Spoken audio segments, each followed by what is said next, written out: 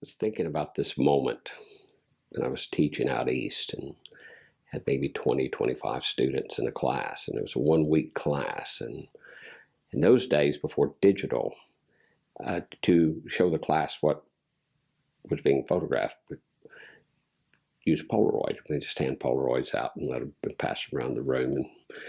And it was actually a great way of teaching. And I'd like to share a story about a lady who came to this class to model. Now imagine that when you're in an education environment, you're not hiring professional models. And I remember the coordinator for the school, because there were several instructors, and he came to me and he said, "Joe, there's a lady that likes to be photographed, and the other people say she doesn't meet the profile for their class." And said, "I know she doesn't meet yours because you're doing a class on fashion photography." I said, "It's no problem. She wants to be photographed. We'll make her part of the class." And she came in, and she was older, and then maybe the profile of what we were thinking we were going to do that day. And she did not feel good about herself in any way. So we start the process, and I'm photographing, and I'm handing around the Polaroids. But I heard a voice over my right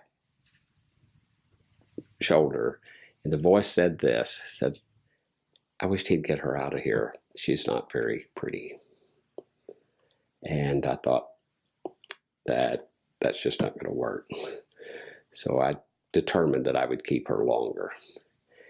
But the wonderful thing that happened from this, the longer I photographed, the more confident she became, because she would see the photographs and she'd look, have a little smile,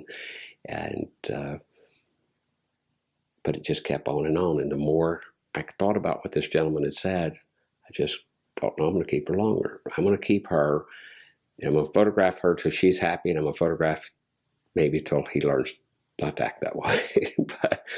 but anyway, I didn't think a lot about it. She went on her way. I'm sure they gave her the photographs from the real film setting. But a year later, I was in that part of the country again, and I arrived in the lobby of the school, and this lady was standing there, and she said, "Do you remember me?" And I said, "No, I don't. I'm sorry, I don't." And it's only been a year, but it was that lady from the class, and she looked 10 years younger.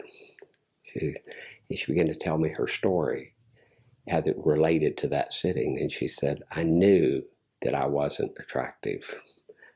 I just wanted a free photograph, but you kept giving so much energy."